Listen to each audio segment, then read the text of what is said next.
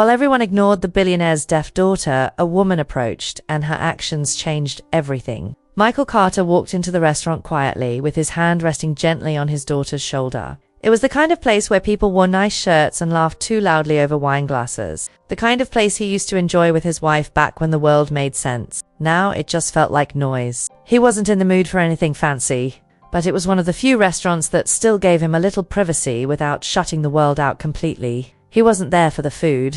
He was there for Lily. She was 6, with the same dark brown hair as her mother and big, curious eyes that took everything in even when she didn't understand the words around her. Lily was born deaf. She didn't cry much as a baby, not in the way most babies do. And after losing her mum 2 years ago, she'd become even quieter. She was trying to be strong in her own little way. Michael saw it every day in her eyes. But today, as they walked through the dining room, something inside him tightened. No one looked at her. No one tried to say hi. The hostess smiled politely at Michael. Of course, he was easy to recognize if he kept up with news about the richest people in the city. But when Lily looked up at the hostess and signed a sweet little hello, the woman blinked and just smiled awkwardly before turning around. That look on Lily's face. Michael hated that look. Like she'd said something wrong when all she did was try to be friendly. Like she didn't belong there. They followed the hostess to a table near the window. Michael thanked her and pulled out the chair for Lily. She climbed up carefully and looked around the room, her hands resting on the table. She tried again when the waiter came. She signed that she liked his tie. The man chuckled nervously, then looked at Michael as if waiting for him to translate. "She said she likes your tie," Michael said, his voice calm but tight. "It's colorful. She likes colorful things." "Oh," the waiter said, glancing down. "Thanks." Then he went straight into the menu without trying to talk to Lily again. Michael leaned back in his chair and rubbed the back of his neck. This wasn't new. People didn't mean to be rude. They just didn't know what to do. And instead of trying, they stayed quiet, which made Lily feel invisible. She started fidgeting with her stuffed bear. It had been with her since she was a baby. The ears were worn down and one of the button eyes was hanging by a thread. But it was still her favorite. She hugged it close and kept watching the people around her, watching them talk and laugh and wave their hands around, like they were in some world she didn't have access to. Michael reached across the table and tapped gently on her hand to get her attention. He signed, "What do you want to eat?" She signed back that she wanted pancakes, even though it wasn't breakfast. He smiled. "I'll ask." He signed back. He called the waiter over again and made the request. The man gave him a strange look, but nodded. Michael leaned back again, letting out a small sigh. He was used to being in control. Business meetings, deals, decisions worth millions. But this? Sitting in a restaurant and watching his daughter feel left out of a world that was too loud for her. He didn't know how to fix that. He was about to take a sip of water when he noticed someone walking toward their table. A woman in a black apron carrying a tray stopped beside them. She looked young, maybe early 30s, with a tired but kind face. Her hair was pulled up into a loose ponytail, and her sneakers squeaked just a little as she shifted her weight from one foot to the other. Then she did something that stopped Michael completely. She looked right at Lily and started signing. "Hi there. I love your bear. What's his name?" Lily froze for a second, like she couldn't believe what was happening. Then her face lit up. She signed back quickly. "His name is Henry. He's my best friend." The woman smiled and nodded. She kept signing with her, asking her questions about the bear and what she liked to eat. Lily's hands flew with excitement, her eyes shining. Michael just stared. His throat tightened a little. It was the first time in weeks he'd seen Lily smile like that. The woman didn't even glance at Michael until Lily introduced him with a proud little sign. "That's my dad. He's super smart but doesn't know enough signs yet." Michael laughed under his breath, embarrassed but charmed. The waitress turned to him and smiled. "Hi," she said with a soft voice and an easy smile. "I hope it's okay. I saw her trying to talk to everyone, and, well, I just couldn't ignore her." "No, it's more than okay," Michael said, standing up halfway before realizing he didn't need to. "Thank you, really. Where did you learn to sign like that?" She set the tray down and straightened up. "My brother's deaf. Grew up with it. I had to learn, or I couldn't talk to him. So I did." Michael looked at her more closely. She didn't seem like she was trying to impress anyone. Her shirt had a tiny stain near the pocket, and there were bags under her eyes like she hadn't slept well. But there was something real in her face, a kind of strength that didn't need attention, just action. "I'm Michael," he said, holding out his hand. She shook it. "Emma, nice to meet you." Lily reached out and tugged gently on Emma's sleeve, signing something quickly. Emma smiled down at her, then looked back at Michael. "She says I have to come back tomorrow because I'm her new best grown-up." Michael laughed again. Not the polite kind, but the real kind that comes out when your heart softens unexpectedly. He looked at Emma with a look he hadn't given anyone in years. A look that said, "Thank you," even if the words weren't enough. Emma gave Lily one last wave in sign before she walked back toward the kitchen. Michael watched her go, still half in disbelief. Then he looked at Lily, who was still smiling as she hugged her bear close and swung her legs under the table. Something had shifted, just a little, but enough that the air felt lighter. And for the first time in a long time, Michael Carter wondered if maybe things could get better. If maybe, just maybe, something good was finally walking into their lives. The next afternoon, Michael found himself back at the same restaurant, earlier than usual. He hadn't planned on it. He told himself it was just because Lily had asked to go, but that wasn't completely true. A part of him was curious to see if Emma would be there again. He caught himself thinking about her more than once since last night, not just how she helped Lily, but the way she did it, like it was the most normal thing in the world. No fuss, no big deal, just kindness. Lily walked beside him, holding her stuffed bear and signing excitedly about pancakes and her new friend. Michael smiled and nodded, not understanding everything she was saying but catching the feeling behind it. She was happy, lighter. It made his chest feel full and tight at the same time. When they walked in, the same hostess gave them a polite smile and led them to the same table.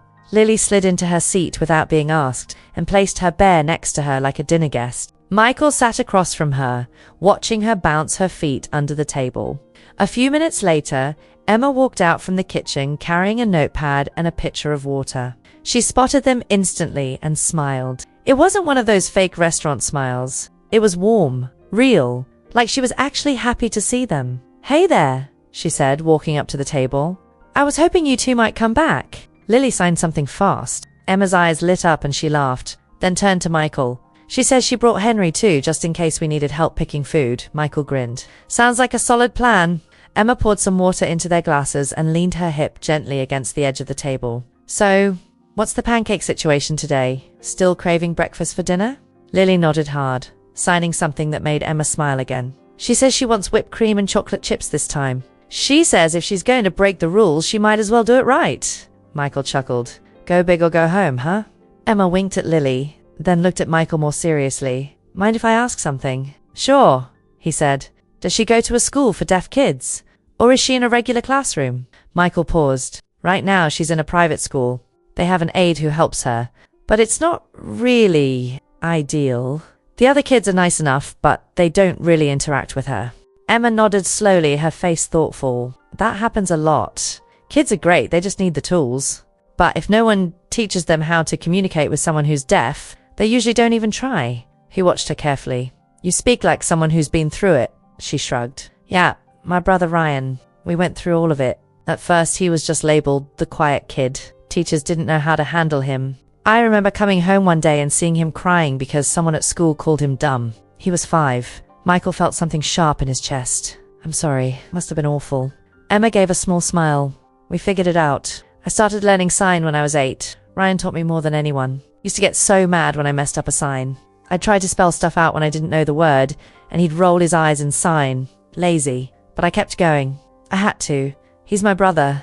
"You can't just give up on someone you love." Michael looked at her differently in that moment. Not just as the waitress who made Lily smile, but as someone who really got it. She wasn't just being nice. She knew exactly what it felt like to live in a world that didn't make room for someone you care about. Lily kept signing back and forth with Emma while they talked, jumping into their conversation with little comments. At one point, she tapped Emma's arm and asked something that made Emma pause. "She wants to know if you're going to be our waitress every day now." Michael laughed softly. "That's up to her boss." Emma glanced back toward the kitchen. "My schedule changes. I'm off Thursdays. But other than that, yeah, I'm usually here." Lily gave a dramatic sigh and signed something fast. "She says Thursday's officially the worst day of the week now." Emma laughed. She's not wrong. After placing their order, Emma disappeared for a bit. But she came back, often refilling water, checking in on Lily, chatting casually with Michael like they weren't from two completely different worlds. She didn't ask him about his money. She didn't bring up his name like she knew he was famous. If she knew who he was, she didn't show it. She just talked to him like a person. It had been a long time since anyone did that. Michael found himself watching her more than he meant to.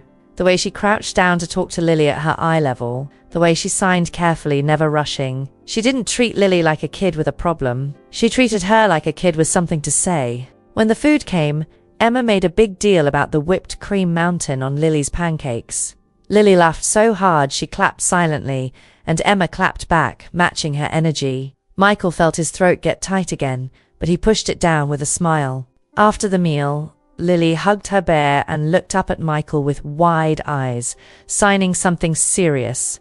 Emma translated softly. She says this was the best day ever. She wants to know if we can come back tomorrow.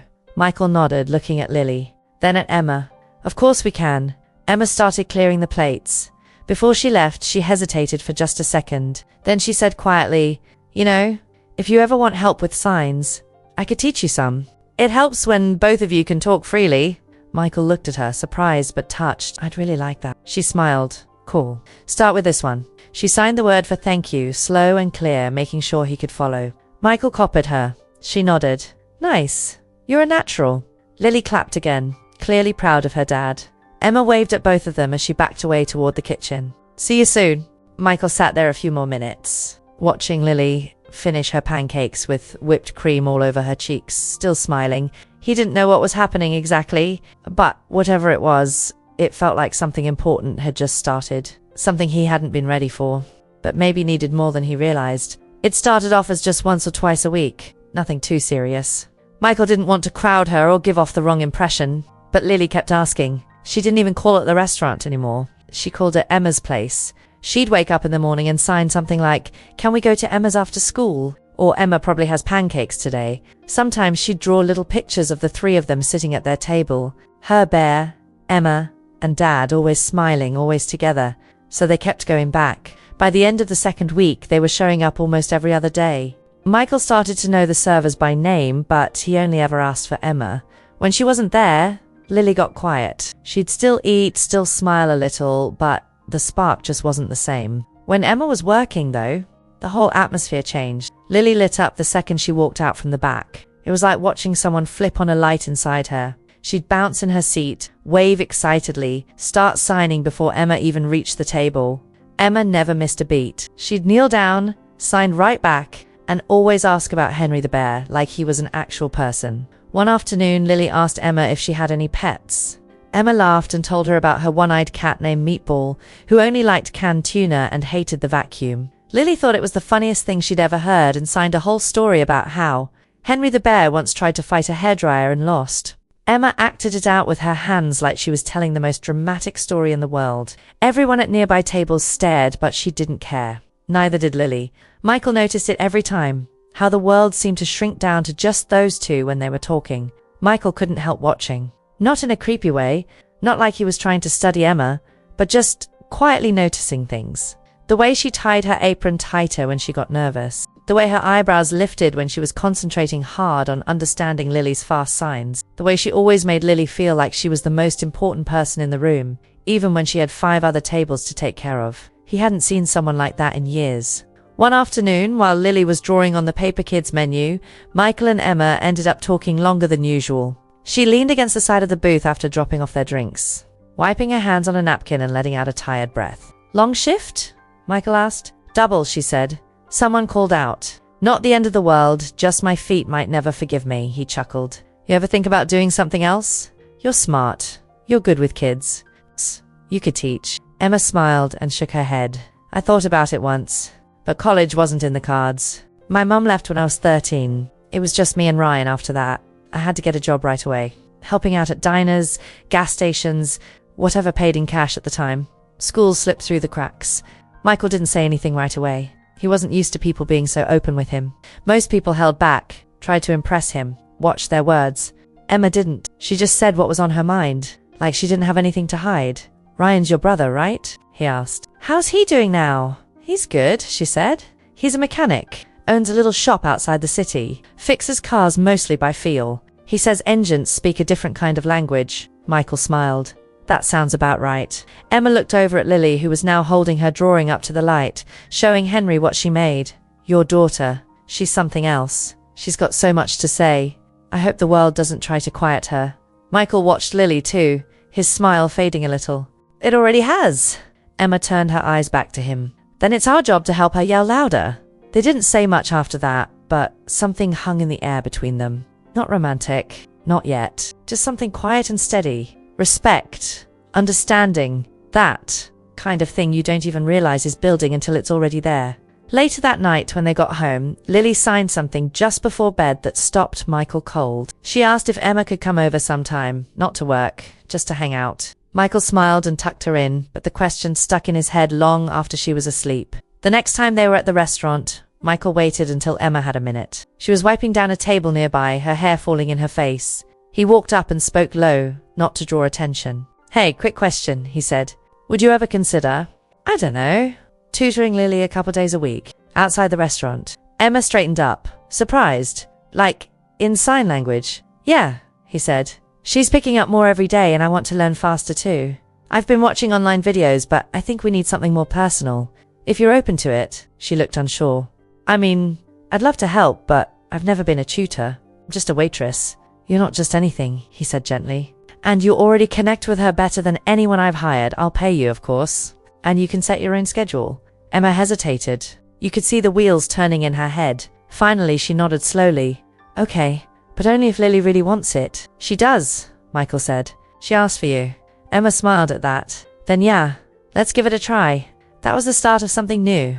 Not huge, not loud. It's just a simple change. A few days later, Emma showed up at the Carter house for the first time, wearing jeans and a hoodie, holding a small notebook full of beginner sign lessons. Lily ran to the front door to greet her like it was Christmas morning. Michael stayed in the background at first, letting them do their thing. He watched from the kitchen as Emma sat with Lily in the living room, helping her sign new words, correcting her gently when she got mixed up, cheering when she nailed a full sentence. The house felt different with Emma in it. Warmer, less quiet, less like a museum full of loss and more like home. And little by little, without even realizing it, Michael stopped counting how many times they went to the restaurant. Because now, Emma wasn't just part of the routine. She was becoming part of their life. It had only been a few weeks since Emma started coming by the house a couple days a week to help Lily with sign language, but it already felt like part of the routine. A good routine. Not just for Lily, for Michael too. The days she came were always different, calmer, lighter. There was something about hearing Lily's laughter echo through the hallways again that made the place feel alive, like someone had cracked open a few windows and let real air back into the house. One Thursday afternoon, Emma was sitting on the floor with Lily in the living room. They were working on animal signs. Lily was signing cat over and over, but her fingers kept getting tangled up. She looked frustrated and shoved her hands into her lap. Emma smiled gently and slid closer. "It's okay. Look," she said, doing it slowly. She brought her hand to her face and showed her how to pull her fingers across her cheek. "Like whiskers. Remember?" "Meow," Lily copied her.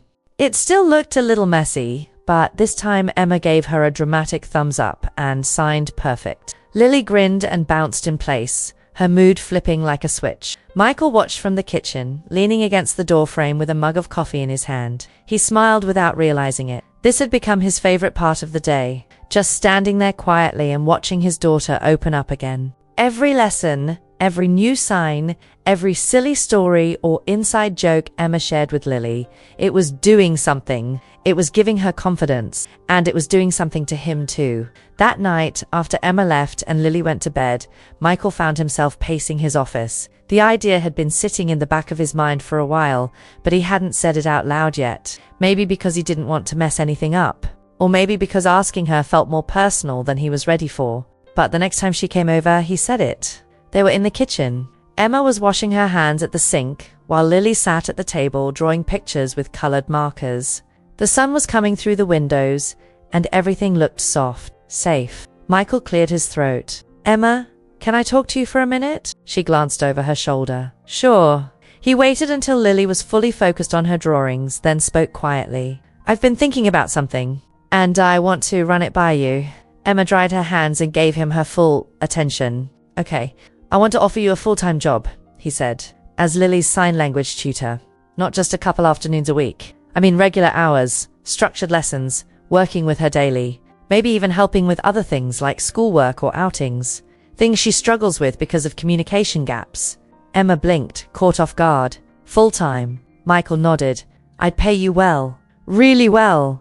You wouldn't have to wait tables anymore. You could focus just on her, and she'd get more consistent help. Emma didn't respond right away. Her face changed. It wasn't a no, but it wasn't an immediate yes either. I don't know, Michael, she said slowly. That's a big change. I know, he said, keeping his voice calm. I'm not trying to pressure you. I see how Lily responds to you. I've hired people with degrees, certifications, years of training, but none of them ever connected with her like you do. And I don't want her to lose that. You make her feel seen. Emma looked down at the counter. It's not that I don't care about her. I do. She's amazing. But leaving my job, jumping into something like this, your world it's not the same as mine. Michael stepped a little closer. You mean because of the money? I mean because of everything, she said honestly. The money, the house, the way people look at you, the kind of life Lily's going to grow up in. That's not the life I've had. It's not even close. Michael nodded. He respected her for saying it. Most people would have jumped at the offer and never looked back. I get that, he said. And I'm not asking you to change who you are. I'm not asking for anything except what you're already doing. Just more of it. Lily trusts you. That means everything to me. Emma looked over at Lily, who was now holding up a picture of a cat wearing sunglasses. She smiled. She's something else. She is, Michael said. And she's starting to come out of that shell. I think that's partly because of you. Emma was quiet for a few seconds. Then she gave him a small smile. Can I think about it? Of course, Michael said. Take your time. That night, Emma walked home with her hands in her jacket pockets, her head full of noise. The offer sounded amazing on paper. A stable job, good pay, working with a kid she adored. But something about it made her stomach twist. She'd spent her whole life trying to stay steady. She didn't take big risks. She didn't leap. She was the type to double-check the stove twice before leaving the house. And this felt like a leap. At her apartment, Ryan was watching a baseball game with a plate of leftover pizza in his lap. He looked up as she walked in. Hey, he said. How was the rich guy's house? Emma dropped her bag and sat next to him. He offered me a full-time job. Ryan paused the game. Like, full-time. Emma nodded. He wants me to tutor Lily every day. Be around more. Help her with school stuff. Ryan raised an eyebrow. And you're thinking about it? I don't know, Emma admitted. Part of me wants to say yes. I mean, I love that kid. And it's not like I'm married to the restaurant. But another part of me is just scared. Scared of what? He asked. Emma leaned back into the couch. Of screwing it up. Of not fitting in. Of walking into a world I don't belong in. Ryan turned the volume down on the TV and looked at her seriously. You belong anywhere you're needed. That girl needs you, you know that. You feel it. Don't let a fancy house or a last name make you forget who you are. Emma looked at her brother. His face was so steady. He'd always been her anchor, even when they were kids. Hearing him say that helped more than he probably knew. I'll sleep on it, she said. Sleep fast, he replied.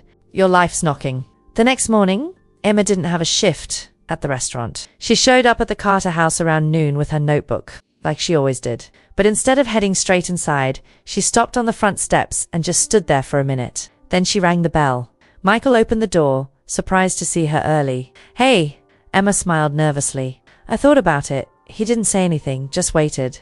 I'm in, she said. Let's do it. Michael smiled. Not wide, not dramatic, just a quiet kind of relief. Like someone had just handed him something he didn't realize he needed that badly. Thank you, he said. Emma stepped inside. And just like that, everything started to change. Emma's first official day as Lily's full-time tutor started with her standing in front of the mansion's giant front door, holding her backpack in one hand and trying not to feel totally out of place. The house was huge and way bigger than she remembered from the time she'd come in for short visits. And somehow standing there knowing she'd be coming back every day made it feel even more massive. She rang the doorbell and tried not to look nervous, even though her stomach was doing flips. A few seconds later, the door opened and there was Michael, dressed in a soft grey sweater and jeans, barefoot like he hadn't left the house yet. He looked more like a regular guy than a billionaire right then. Less like someone who ran companies and more like a dad who just got up and made pancakes. Hey, he said, smiling. Come in. Emma stepped inside and right away that quiet, still air hit her. Everything looked polished. The floors were spotless. The furniture was beautiful and the space was huge, but there was something about the silence that made it feel lonely, like the whole place was holding its breath. She followed him down a hallway that opened into a bright, open living room with tall windows and clean white walls. There were toys neatly arranged in baskets, a soft rug spread out in the middle of the room, and Lily sitting cross-legged on the floor with her bear in her lap, waiting. When she saw Emma, her face lit up like someone had just flipped on the sun. She ran over and gave her a hug without hesitation. Emma bent down to hug her back, feeling a little rush of comfort. That part never got old. They jumped right into lessons. Emma laid out a few flashcards and Lily started showing off. Her hands flew quickly, some signs still messy, but full of excitement. Emma corrected her gently when needed, always with a smile, and cheered her on every time she got it right. They laughed a lot. Lily even tried teaching Henry the bear how to sign milk, and Emma played along like it was the most serious lesson of the day. Michael watched from across the room. He wasn't hovering, but he wasn't gone either. He kept glancing up from his laptop, sneaking little looks when he thought no one was noticing. Emma noticed, but she didn't say anything. She figured it was probably weird for him too, letting someone into their life like this. After the session, Lily went upstairs with her nanny to get ready for her online class. Michael and Emma ended up in the kitchen. It was huge and modern, but oddly quiet. Emma stood near the marble counter, unsure if she should leave or stay. "You want coffee?" Michael asked, already reaching for the machine. "Sure," she said, hopping up on one of the stools at the island. "I won't say no to caffeine." He handed her a mug and leaned against the counter, facing her. "So, first day nerves?" She laughed lightly. "A little. It's different being here like this. I kept expecting someone to tap me on the shoulder and say, 'You're not supposed to be in here.'" Michael smiled. "You are supposed to be here. You're helping her more than you know." Emma sipped her coffee, then looked around the space again. "Can I ask something?" "Yeah. Why does it feel so quiet in here?" she said gently. "I don't mean just sound-wise. It's like everything's frozen in time." Michael didn't answer right away. He looked down at his cup, then out the window for a second before turning back to her. "It's been that way since Jessica passed," he said softly. "She decorated this place, every pillow, every shelf. I never changed anything. I didn't want to erase her." Emma nodded slowly. "That's a hard kind of silence." "Yeah," he said, almost under his breath. Emma glanced back toward the hallway where Lily had disappeared earlier. "She's carrying a lot too. You know that, right?" "I do," he said. "That's why I want to give her every chance to feel normal again." Emma looked at him, then down at her cup. She hesitated before saying, "Can I tell you something? Just as me? Not your employee or anything." Michael gave her a small nod. "Of course." She looked up. "This place is beautiful, but it's not what's helping Lily. You are. Just being here. Trying. That's what she sees. She doesn't need a perfect house or perfect plans. She just needs people who show up." Michael didn't say anything, but his eyes softened a little, like her words hit something he hadn't admitted out loud yet. Emma hopped off the stool and gave him a little smile. "Anyway, I should probably get going, but thanks for the coffee." He walked her to the door and opened it for her. As she stepped out, she paused. "By the way," she added, turning back to him, "you don't have to keep the house exactly the way she left it. It doesn't mean you're forgetting her."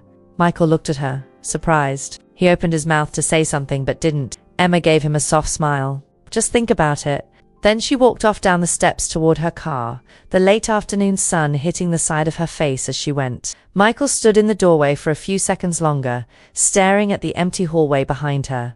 Later that night, after Lily was asleep and the house was back to its usual quiet, Michael found himself wandering into one of the guest rooms, one that hadn't been touched since Jessica died. The room was full of her books, her plants, now long dead, her scarves still hanging neatly on the back of the door. He sat on the edge of the bed, not even knowing why he'd come in. He looked around slowly. Everything was still exactly as it had been the last time she stood there, and yet somehow it didn't feel like her anymore. It just felt like a room full of things. The next morning, he asked one of the housekeepers to box up the scarves, not to throw away, just to put them somewhere safe. And when Emma showed up for Lily's lesson later that afternoon, something small had changed. Not a big thing, nothing anyone else would notice, but the wall he'd been building around himself. It had started to crack. Saturday afternoon started off feeling like a calm, happy kind of day. The weather was nice, warm enough to leave the doors open, with just a little breeze coming through the house. Michael had planned a quiet weekend with Lily, no meetings, no calls, just them at home. He even suggested inviting Emma to spend the day, not as Lily's tutor, but just to hang out. No lessons, no work. She said yes. Emma showed up wearing a pair of faded jeans, sneakers, and a soft grey hoodie. Nothing fancy, just her usual look, relaxed and simple. Her hair was tied up in a messy bun, and she had a little tote bag with snacks, colouring books, and a new storybook she'd brought for Lily. The moment Lily saw her, she came running down the hallway barefoot, arms wide, laughing without making a sound. Emma crouched down to hug her, and the two of them disappeared into the living room like they'd been planning this all week. Michael watched from the kitchen, leaning against the counter with a quiet smile. He didn't say much, just watched them set up a little blanket fort with couch cushions and pillows. Emma lay on the floor with Lily under the blanket, reading to her and signing the story as she went. It was the most peaceful the house had felt in years. Around noon, Michael offered to make grilled cheese sandwiches. Emma teased him gently about being rich, but still making lunch like a regular dad, and he laughed, shrugging like it was no big deal. They all sat around the big kitchen island, eating sandwiches and sipping lemonade. For once, everything just felt normal. Until the doorbell rang. Michael looked toward the front door, a little confused. He wasn't expecting anyone.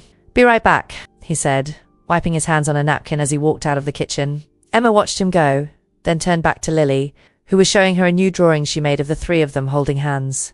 Emma smiled at it, not knowing that in the hallway, everything was about to shift. When Michael opened the door, he froze. Standing there was Vanessa Stone, tall, perfect posture, designer sunglasses covering half her face. Her lips were painted a deep red, and her blonde hair looked like it had just come straight from a salon. She held a small purse tucked neatly under her arm, and smiled like she owned the whole street. "Michael," she said sweetly, stepping forward like she belonged there. "I was just in the neighborhood and thought I'd stop by." Michael blinked, not moving. "Vanessa, this is ... unexpected." "Surprise," she said lightly. "Aren't you going to let me in?" Before he could answer, she stepped past him and into the entryway, looking around like she was checking for dust. She pulled off her sunglasses and glanced down the hall. "I've missed this place," she said. "It still smells like Jessica's candles. Warm vanilla." Michael shut the door slowly and turned to face her. "What do you want, Vanessa?" She gave him a smile that didn't reach her eyes. "Just catching up. You've been a little distant lately, because I've been focused on Lily and your new tutor," she asked, raising an eyebrow. Michael's jaw tightened. "Emma's helping Lily in ways no one else has." Vanessa's smile slipped for a second. "She's a waitress." Michael didn't respond. "Look, I get it," she went on. "You're lonely. She's sweet. She signs with Lily. It's touching. But let's not pretend she's something she's not." Michael's voice was low, calm, firm. "You don't know her." "I don't have to," Vanessa said. "She works at a restaurant. That's all I need to know." At that moment, Emma stepped into the hallway holding Lily's hand. She froze the second she saw Vanessa standing there. She didn't recognize her, but something about the woman's expression made her stomach twist. Michael saw the shift in Emma's face. "Emma," he said, trying to keep things normal, "this is Vanessa Stone, Jessica's old friend." Emma gave a small nod. Vanessa looked her up and down slowly like she was scanning for flaws. "So, you're the one I've been hearing about." Emma didn't answer. Lily stepped forward and started signing something quickly, trying to ask what was going on. Vanessa stared, confused. Michael crouched beside Lily. "It's okay," he signed. "This is just someone visiting. We'll go back to your drawings in a minute." Emma gently touched Lily's shoulder. "Come on, kiddo. Let's go play upstairs." Michael looked at her with quiet gratitude. Emma nodded once and walked off with Lily without another word. When they were gone, Michael turned to Vanessa. "What are you really doing here?" he asked. Vanessa crossed her arms. "I came to check in on you. And clearly, I was right to. There's nothing wrong," Michael said. "Except that you've replaced Jessica with a waitress," she snapped. Michael's jaw clenched. "Don't do that. I loved her," Vanessa said, her voice shaking slightly. "She was like a sister to me. And now I come here and find you playing house with someone who has no idea what this life even is." "I'm not replacing anyone," Michael said. "And this isn't about you. You're not protecting Jessica's memory. You're trying to control mine." Vanessa looked stunned, like she hadn't expected him to say that. "She's good for Lily," he added. "That's all that matters." Vanessa didn't say another word. She just gave a tight smile, grabbed her sunglasses from the table, and walked toward the door. "Just be careful," she said as she opened it. "People like her don't stay in places like this. You'll see." The door clicked shut behind her. Upstairs, Emma sat on the floor with Lily, helping her stack blocks. But her hands were a little slower now. Her eyes kept drifting toward the hallway. Her thoughts wouldn't stop spinning. She didn't know who that woman was, but she knew exactly what she meant. And even though she didn't want to admit it, a part of her wondered if maybe that woman was right. Emma didn't sleep that night. She laid in bed, staring at the ceiling, her hands crossed over her stomach, her thoughts spinning so fast it felt like she couldn't breathe. The room was quiet except for the faint sound of cars passing outside and the hum of the old refrigerator down the hall. She could hear Ryan snoring lightly in his bedroom, completely unaware that her world suddenly felt upside down. She kept thinking about that woman. The way she walked in like she owned the place. The way she looked at her like she wasn't worth the air she was breathing. And the way she said it. She's a waitress.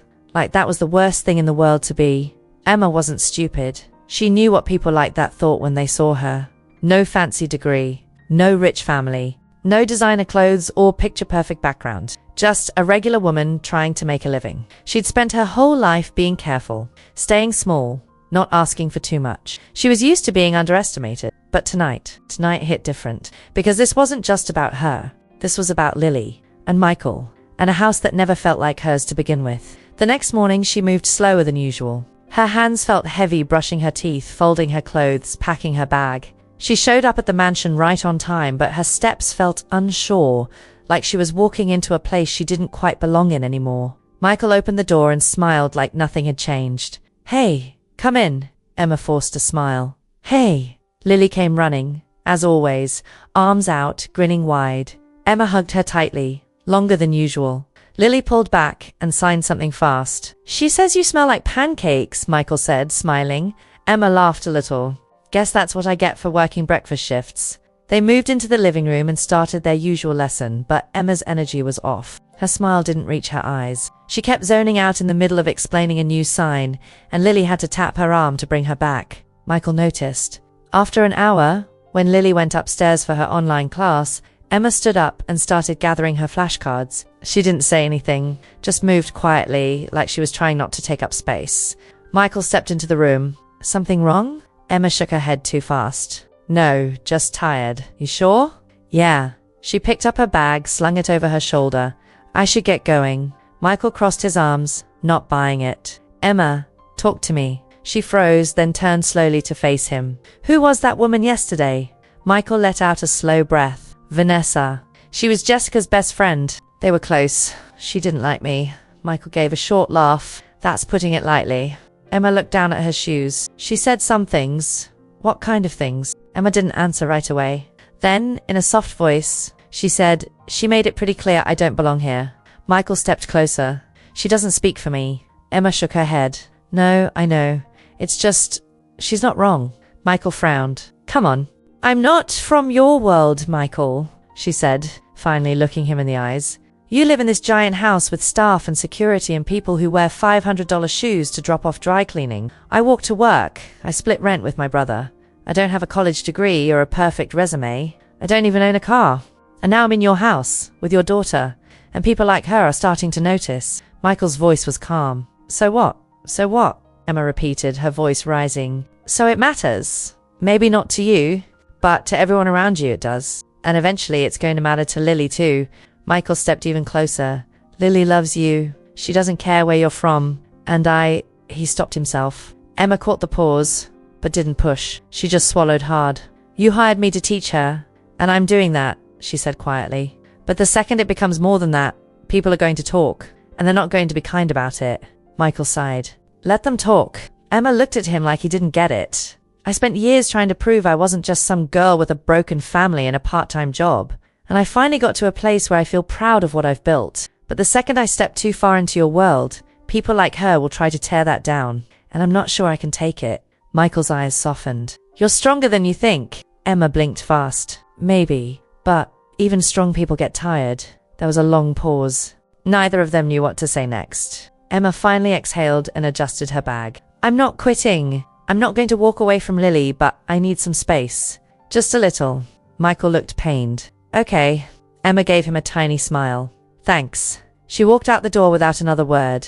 That night, Michael stood in the hallway outside Lily's bedroom, listening to her softly hum as she brushed her bear's fur with a tiny plastic comb. She didn't understand why Emma seemed different that day, but she could feel it. Michael leaned his head against the wall. Downstairs, everything was quiet again. The house had been full just yesterday, but tonight, it felt like something important had slipped through his fingers. And the worst part was, he didn't know how to get it back. It started with rain. Not just a little drizzle either. One of those full-blown, messy, all-day storms that rolls in out of nowhere and doesn't care about anyone's plans. By late afternoon, the streets were already starting to flood.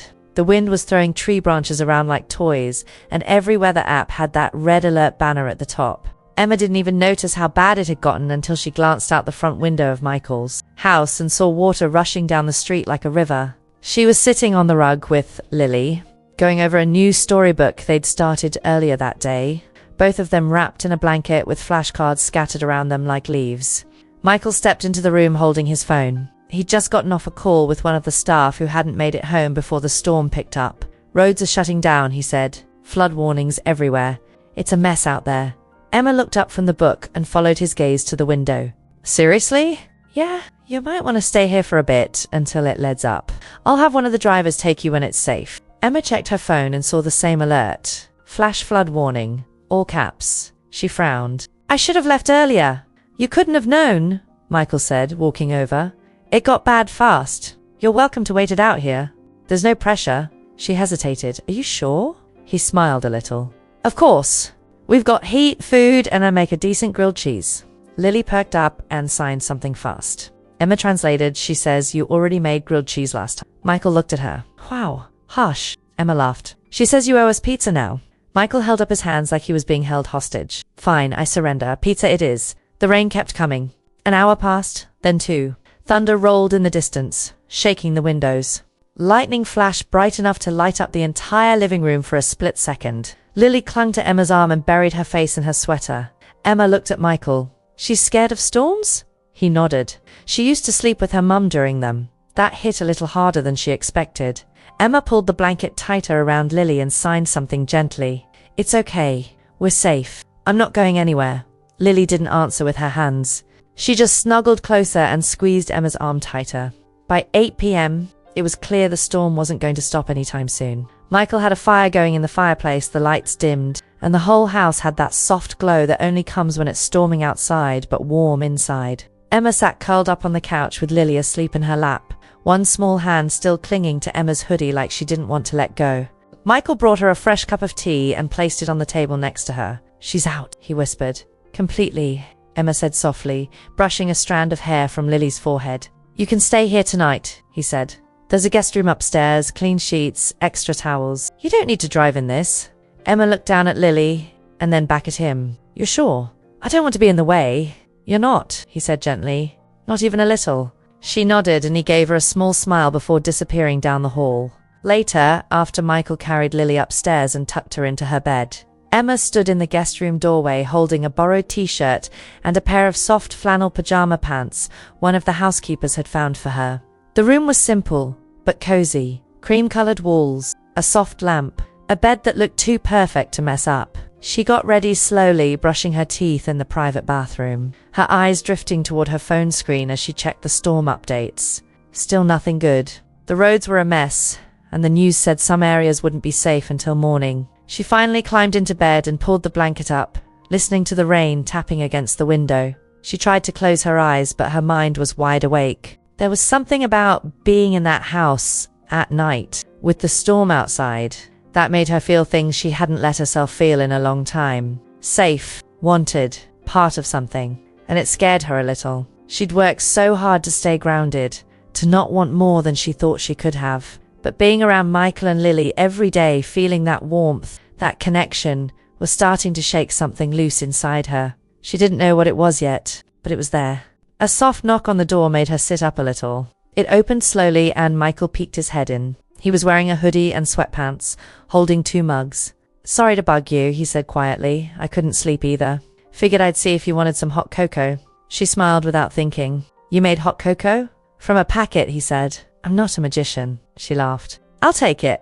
He walked in and handed her the mug, then sat in the chair near the window.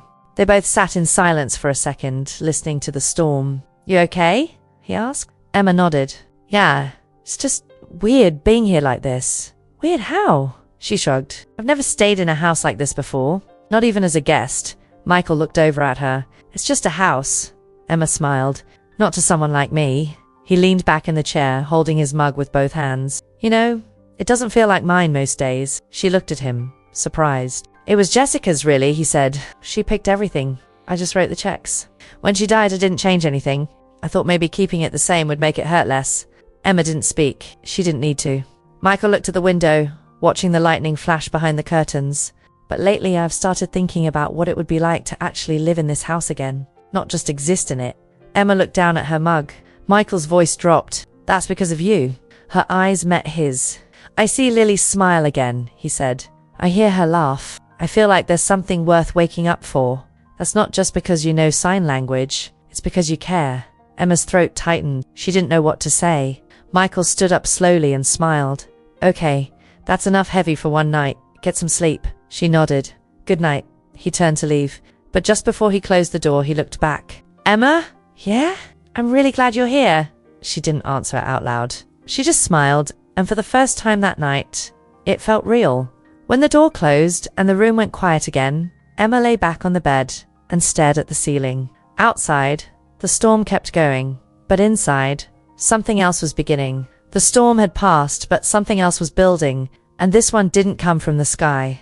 Emma woke up early the next morning to the sound of birds chirping and soft sunlight peeking through the guest room curtains. She sat up slowly, stretching, her muscles sore in that good kind of way that comes from a night of deep sleep. For a minute, she forgot where she was. The bed was too soft, the room too quiet. Then she remembered.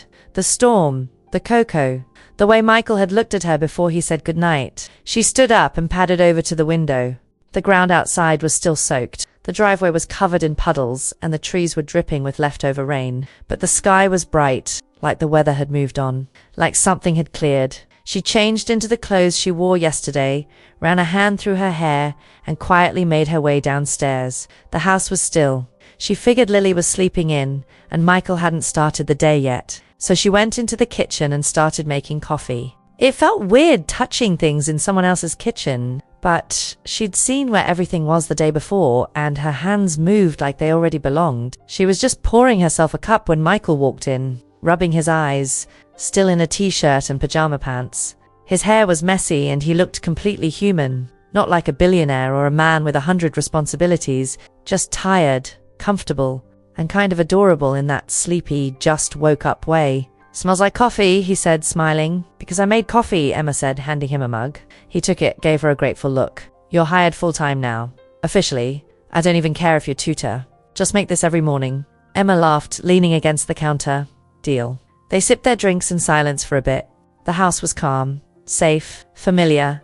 And just as Emma was about to say something, maybe a joke or maybe nothing important, the doorbell rang. Michael frowned and set down his mug. It's early for visitors.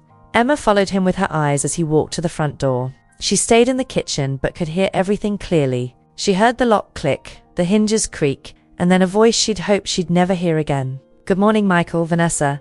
Emma's whole body stiffened. She couldn't see them from where she stood, but she could feel the air change. It went from warm to sharp, like someone had just cracked open a window in the middle of winter.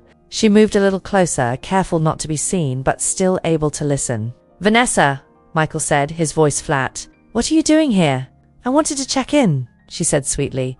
Too sweet. Like sugar that covers poison. I heard about the storm and thought maybe you could use a little company. We're fine. You didn't answer your phone last night. I had other priorities. There was a short pause. Then Vanessa's tone shifted, sharper, more direct. You still here? Michael didn't say anything right away. Emma's heart beat faster. Yes, he finally said. Vanessa let out a small laugh. So this is where we are now? Playing house with the help? Michael's voice was firm. You don't get to talk about her like that. She's not one of us, Michael. She doesn't belong in this world. That's not your call. Vanessa stepped closer. Emma could hear the shift in her heels against the tile. Do you know what people are saying already? That you've lost your mind. That you're dragging Lily into something messy. That you're replacing Jessica with someone who doesn't even understand what this life is. Michael didn't raise his voice. He didn't need to. His words hit hard and calm. Emma is more honest than anyone I've met since Jessica. She cares about Lily. She's smart. She listens. And she doesn't pretend to be someone she's not. She doesn't have to pretend, Michael, Vanessa snapped. Her whole life screams it. You think you're doing the right thing, but trust me, this ends badly. For everyone. Emma stepped away quietly, heart pounding. She didn't want to hear more. She walked back to the kitchen, grabbed her bag, and pulled on her hoodie. A minute later, Michael walked in. He stopped when he saw her by the door. You heard that? He asked softly. She nodded. Every word. I'm sorry. Emma looked at him, her face calm but her eyes swimming. She's not wrong, Michael. About how people see me. About how this looks. I don't care what people see. I do, she said. Not because I care what they think of me, but because I know this isn't just about us. It's about Lily, your family, your world. He walked over, slowly. My world hasn't made sense in a long time, Emma. But you walk in, and things feel less heavy. I can breathe again. Emma looked down at her shoes. I didn't ask for this to happen. I know. I just wanted to help her. And you did, Michael said. But maybe you helped me too. Her voice cracked a little. I don't know what to do. Michael gently reached for her hand. Stay. I can't pretend this is simple, she said. It's not. Then what do we do? He held her hand a little tighter. We figure it out. Together. Just then, they heard Lily's soft footsteps coming down the stairs. She peeked around the corner, holding Henry the bear in one hand and rubbing her eyes with the other. Emma let go of Michael's hand and crouched down. Morning, sweetheart. Lily looked confused for a second, then signed, Why was that woman yelling? Emma signed back, slow and gentle. She was just confused. It's okay now. Lily looked between them, then stepped forward and hugged Emma around the waist. Emma held her tightly, heart pounding, eyes closed. Michael watched them, quiet. Vanessa had tried to light a fire, but instead of tearing them apart, it just brought them closer. The house was quiet after that morning, too quiet. Lily had gone back upstairs to her room to play, but the mood in the air was heavy, like it hadn't left with Vanessa. The words she'd thrown around still echoed, even if no one said them out loud. Emma was in the kitchen, cleaning up the breakfast dishes, even though she didn't need to. Her hands moved on their own. Rinse, wipe, stack, just something to do so she wouldn't have to think too much. Michael stood near the island watching her, sipping the same coffee he hadn't finished from earlier. Neither of them had said anything since Lily went upstairs. He finally broke the silence. You don't have to do that. Emma kept scrubbing. It's fine. I like staying busy. Emma. She stopped, turned, and just looked at him. There was something in her eyes he hadn't seen before. Not anger, not sadness exactly, just something raw. Like she'd been holding a lot in and didn't know if she could anymore. I didn't sign up for this, she said, voice low. I know. I didn't come into your life to create drama or tension or to make people whisper when they see me with Lily. Michael set down his mug. You didn't create it. Vanessa did. She didn't say anything that isn't already in the back of my mind. He walked closer. Emma, I feel like I'm standing in a place I don't belong. Like I walked into a room I wasn't invited into, and now everyone's staring, waiting for me to realize it. Michael's face stayed calm, but his chest tightened. No one gets to decide who belongs in my life but me. She shook her head. It's not just your life. It's Lily's too. You're good for her. I love her, Emma said suddenly, like it had slipped out before she meant to say it. Michael froze. Emma blinked hard and let out a breath. I love that little girl. I care about her so much it scares me. Every day I come here and I see her grow, see her try harder, smile more, and I feel like I'm finally doing something that matters, something that's real. He didn't interrupt. But then I look around this house and I see her bedroom with furniture worth more than my entire apartment. I see the staff walking by quietly like ghosts. I see pictures of her mum everywhere, perfect, beautiful, untouchable, and I wonder what the hell I'm even doing here. Michael's voice was quiet. You're here because you're the first person who made Lily feel seen since Jessica died. She wiped her eyes quickly and turned away. It's not enough. At some point, someone's going to look at this and say, she's using him. Or worse, that I came here with some plan. Michael walked over to her slowly and placed a hand on her arm. I never thought that. Emma looked at him, her face serious. But you did have doubts. The second she showed up, you didn't stop her. You didn't defend me. Not right away. You let her say all those things. And you didn't push back until she was already halfway through. Michael opened his mouth to respond, but stopped. He couldn't lie. She was right. I didn't know how to respond, he said honestly. I froze. I let her talk. I shouldn't have. Emma pulled her arm gently from his grip. That's what scares me, that you're not ready to stand up when it matters. Michael's jaw clenched. He didn't want to say the wrong thing, but staying quiet wasn't helping either. I was married to someone who made every decision look easy, he said. Jessica was the one who knew how to handle people. Social pressure.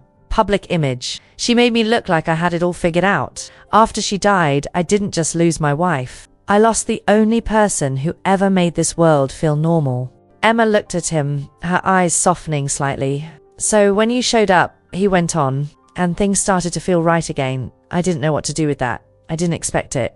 I didn't plan for it. But you walked into my house and changed everything without even trying. She folded her arms more to hold herself together than anything else. Then why do I feel like I'm always one comment away from being pushed out? You're not. It doesn't feel that way. Michael took a breath and stepped closer. I've been careful with my feelings since Jessica. Too careful. I didn't want to feel anything because that meant risking it all again. And then you showed up. And suddenly, I wanted to feel something. And that scared the hell out of me. Emma looked away. I should have told Vanessa to leave the second she walked in, he said. I should have told her that this house isn't hers to walk through anymore. And I should have told you that you mean more to me than just a tutor. Her eyes met his again. I've been falling for you, he said, slowly, quietly. But it's happening. Emma didn't move, didn't speak, just breathed. Then finally, after a long silence, she said the one thing that had been pressing on her chest since the moment Vanessa left. I don't want to fall for someone who won't fight for me when it gets hard. Michael felt those words hit deep, and he deserved them. I'll fight, he said. I swear. Emma looked at him for a long time. Then prove it. With that, she turned and walked toward the door, not storming off, not slamming anything, just walking. Because sometimes walking away doesn't mean goodbye. It means I need to see what you'll do now. Emma didn't go back to the house the next day, or the day after that. She didn't text Michael. She didn't pick up his calls. She wasn't trying to punish him. She just didn't know what to say yet. Everything felt too loud in her head. The fight, the look in his eyes when she walked away, the way her chest ached every time she thought about Lily. She missed her. That little face, that big heart, those quick, excited hands signing everything that came to her mind. She missed the laughter, the drawings, the way they used to sit side by side like they belonged in the same world. And maybe they did. But after everything Vanessa said, and everything Michael didn't say fast enough, Emma didn't know where she stood anymore. It was Saturday when Ryan found her on the couch, still in her hoodie and sweatpants, eating dry cereal from a coffee mug and watching some old cartoon with the sound turned low. She looked tired, not from sleep, from feeling too much. He sat beside her without saying anything for a bit, just let the silence sit between them like a worn-out blanket. Then, out of nowhere, he said, I met him. Emma glanced at him. Michael? Ryan nodded. Emma sat up straighter. When? The day after you told me you were thinking about taking the full-time job. I was curious, wanted to see who this guy was. So I went to the restaurant. He was there with Lily. Emma blinked. You didn't tell me. Ryan shrugged. Didn't want to influence you either way. But I watched him. Watched how he treated her. Watched how she looked at you. Figured maybe it wasn't my place to say anything. Emma's eyebrows pulled in. And now, Ryan pulled a folded piece of paper out of his hoodie pocket and handed it to her. Emma looked at it, confused. What's this? I hired someone. She froze. Hired someone for what? Ryan looked at her carefully. To find Mum. Emma's throat tightened. Her hands gripped the paper. You said you didn't want to. I know what I said, he cut in. But watching you walk into that house, seeing how much you've grown, how much you've given, it made me realize we can't keep living like we're stuck in the past. So I reached out to an investigator, just to see, just to try. Emma unfolded the paper. It was a report, not long, a couple of printed lines, some addresses, a few facts that meant more to her than she could put into words. She left, Ryan said softly. But not for the reasons we always thought. Emma's eyes moved across the page, her breath catching as the truth unraveled. Her mum hadn't vanished into thin air. She hadn't just abandoned them. She'd left to hide from someone. A man, not their dad, someone else, someone dangerous. She'd tried to take the kids with her at first, but their dad had threatened to hurt them if she did. So she ran. She'd stayed gone to protect them. Emma read the last line again and again. Jessica Carter, biological link confirmed, half-sibling to Emma Collins. She stared at the name for a long time. What is this? She whispered. Ryan's voice was steady. Jessica, Michael's wife. She was Mum's daughter. Before us. Before Dad. Mum gave her up for adoption when she was 17. Different dad. Different last name. But it's her. Your half-sister. Emma's heart stopped. That's not possible. It is, Ryan said. I double-checked everything. Birth records. DNA match. Timeline. It fits. Emma felt dizzy, like the floor just gave out from under her. You're telling me, she said slowly, that Michael's wife, the woman he lost, the mother of his daughter, was my sister? Ryan nodded.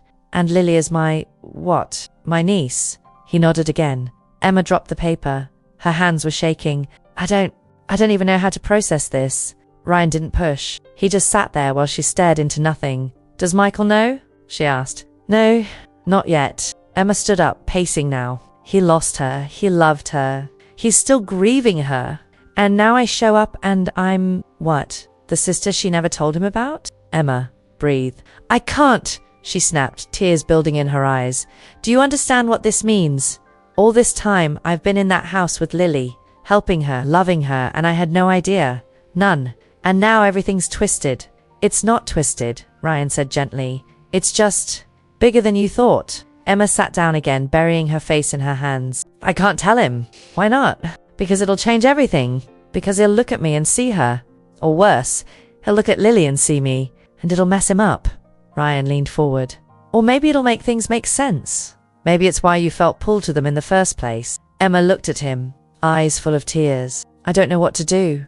Ryan reached out and held her hand. Then do what you always do. Go slow. Be honest. Let your heart lead. You've made it this far without breaking. Don't start doubting yourself now. Emma wiped her eyes and stared at the paper on the floor. Half-sister, niece, Michael, Lily. Everything that had felt like coincidence now felt like fate playing some strange, messy game. Later that night, she stood outside the mansion again. She hadn't called ahead. She didn't know what she was going to say. But something deep inside told her, no matter how complicated this was, she had to walk through that door again and face whatever came next. Emma stood at the bottom of the long stone steps in front of Michael's house, her hands stuffed deep in the pockets of her jacket. It was just after sunset. The porch light was on, glowing soft and warm like a nightlight for a place that didn't know it was being missed. She had no plan, no speech, no perfectly practiced lines. Just the truth, sitting heavy in her chest, taking up space in her lungs every time she tried to breathe. The paper Ryan had given her still sat folded in her back pocket. She hadn't looked at it again. She didn't need to. The words were already burned into her mind. She didn't know what she was going to do with the truth, or when she'd say it. But first, before anything else, she needed to see Lily. She needed to see them. Her fingers hovered over the doorbell for a second before pressing it. The familiar chime echoed from inside the house. She waited. 1 second. 2, 3. Then the door opened. Michael stood there, barefoot in jeans and a plain navy t-shirt, holding his phone like he'd been in the middle of checking something but forgot what it was as soon as he saw her. His eyes met hers, and for a second, neither of them said a word.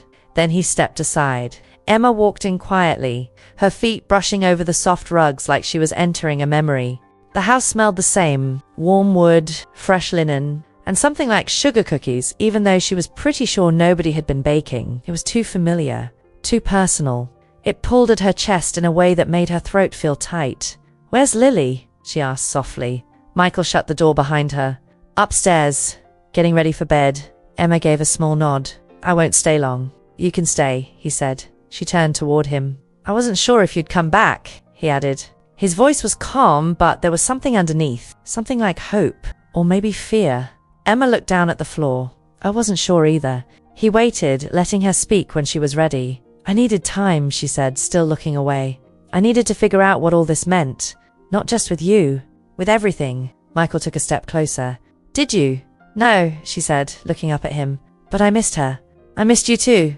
His face softened, but he didn't smile. Not yet. I didn't want to come back just because I missed you, she went on. I wanted to come back because I chose to. Because I believe this is where I'm supposed to be. But I need to know you're in it too. All the way. Michael didn't hesitate. I'm in. She blinked, surprised by how steady his voice was. I've spent weeks wishing I could say something that would make everything feel simple again, he said. But it's not simple.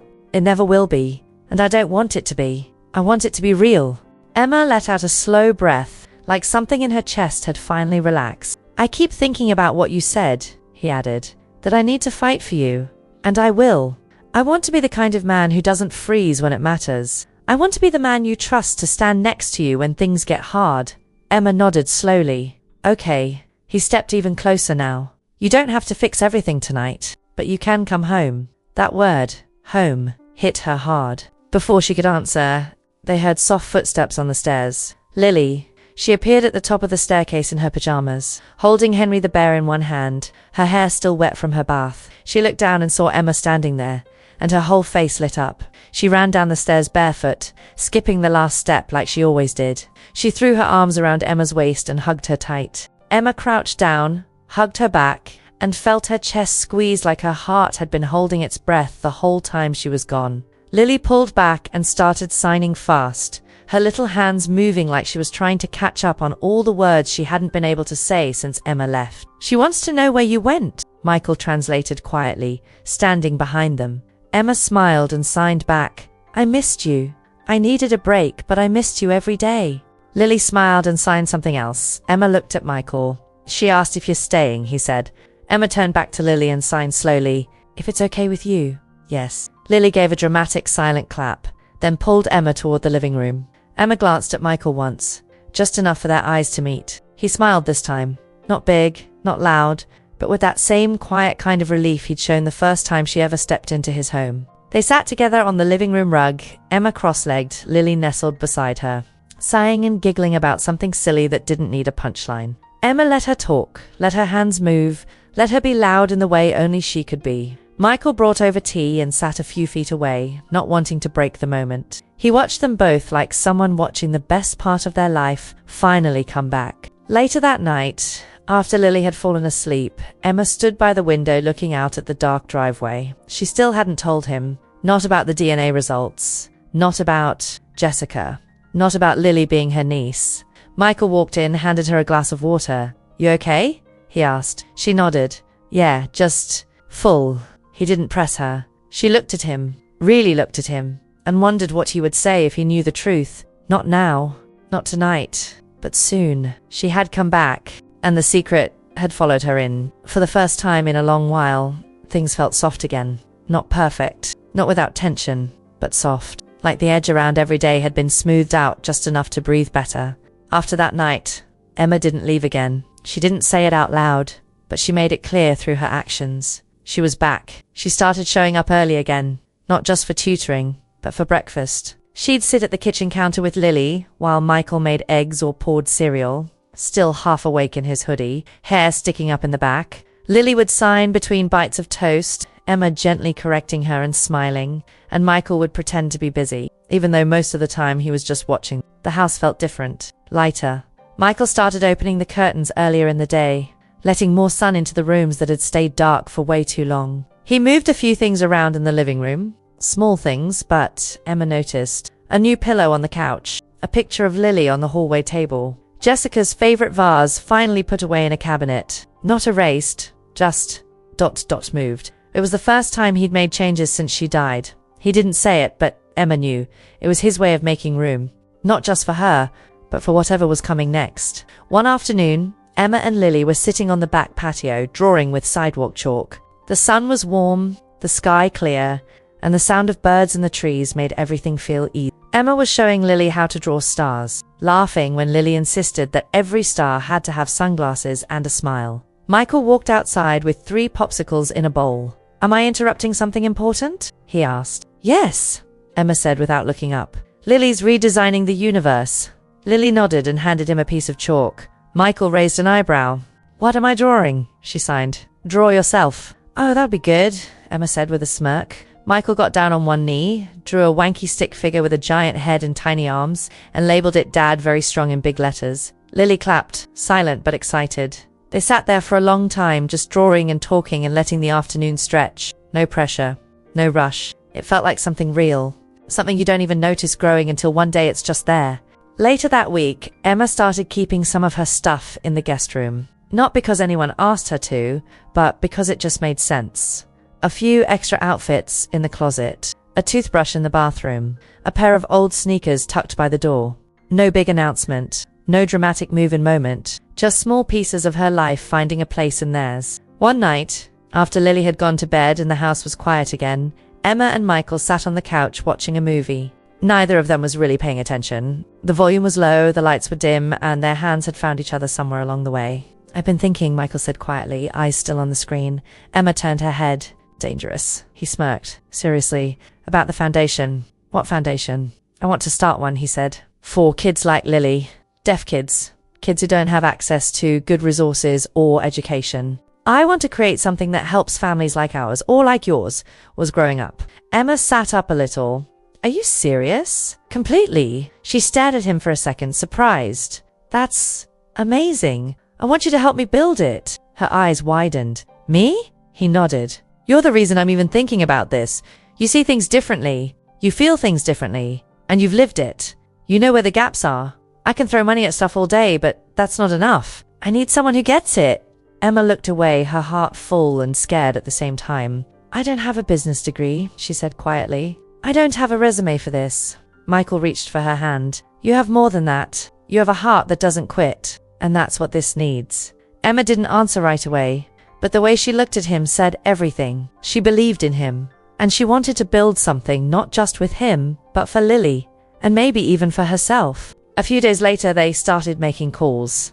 Lawyers, non-profit experts, language consultants, schools, the whole thing. Michael let Emma take the lead in most of the meetings. She wasn't used to that, but he kept pushing her forward, reminding her with small glances and quiet support that she belonged there. People listened to her. They asked her real questions. They didn't talk over her. And for the first time in her life, Emma felt like her voice mattered. They called it Lily's Way. A name Emma came up with during a late-night brainstorming session on the living room floor, surrounded by notebooks, empty pizza boxes, and 3 unfinished cups of tea. Michael loved it instantly. Because it's not just about helping kids hear the world, she explained. It's about making space for their way of communicating too. Lily's Way. Lily didn't fully understand what the foundation was yet, but she liked that it had her name in it. She drew a crayon logo with hearts, stars, and her bear Henry standing next to a smiling sun. Michael framed it and hung it in his office. The media caught wind of it soon after. A few quiet articles turned into interviews. Michael kept things private, but word got out. A billionaire dad creating a foundation for deaf kids. It was the kind of story people liked. But of course, not everyone focused on the right things. That's when the old whispers came back. Emma saw a comment on a gossip blog that read, "From waitress to heiress. Wonder what her end game is." She didn't tell Michael. She didn't want to distract him from what they were building, but it stayed with her. That tiny voice, the one that never really goes away, whispered in the back of her mind, "You still don't belong here." One night, while tucking Lily in, Emma sat on the edge of her bed, brushing the little girl's hair back with her fingers. Lily signed something slowly. "You're staying, right?" Emma smiled and nodded.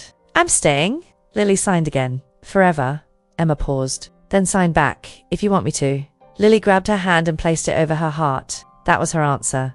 Later that night, Emma sat outside on the patio by herself. The air was cool, and the stars were just starting to come out. She pulled her hoodie tight around her and sat there, quiet. Michael walked out a few minutes later, holding a blanket in one hand. He didn't say anything, just wrapped it around her shoulders and sat beside her.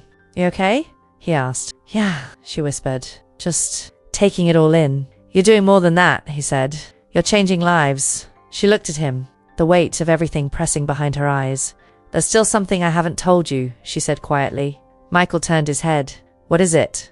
Emma didn't answer right away, but she knew. Soon, she'd have to tell him, because if this was really a beginning, it had to start with the truth. It started with a headline. Emma was sitting on the floor in the living room, helping Lily organize her storybooks by color and size, when her phone buzzed beside her. She didn't check it right away. Lily was signing something about how purple books had the best stories and green books were boring. Emma laughed and nodded along, trying to enjoy the moment, but the phone buzzed again and again. 3 messages in a row, all from co-workers from the restaurant she hadn't seen in weeks. "Emma, did you see this? Are you okay? Don't let this mess with you. You're better than this." Her stomach dropped. She reached for her phone, opened the first message, and tapped the link. And there it was. From pancakes to payday, the waitress who caught a billionaire. The article wasn't long, but it hit hard. It called her a mystery woman and a modern-day Cinderella.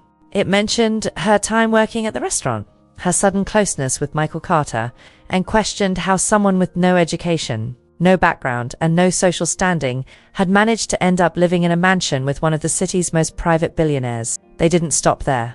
They mentioned her dad's criminal record, the fraud case from when Emma was 13, the time he went to jail for taking out loans in other people's names. They hinted at her mum disappearing and implied Emma was no stranger to shady behavior. And at the very bottom, they included a blurry photo someone had clearly taken through the gates, her and Michael standing on the porch, holding hands. Emma's face turned cold. She didn't hear Lily signing at first. The words on the screen blurred. She finally looked down and saw Lily tapping her arm, asking, "Are you sad?" Emma shook her head and forced a smile. "Just a little tired." Lily nodded and went back to her books.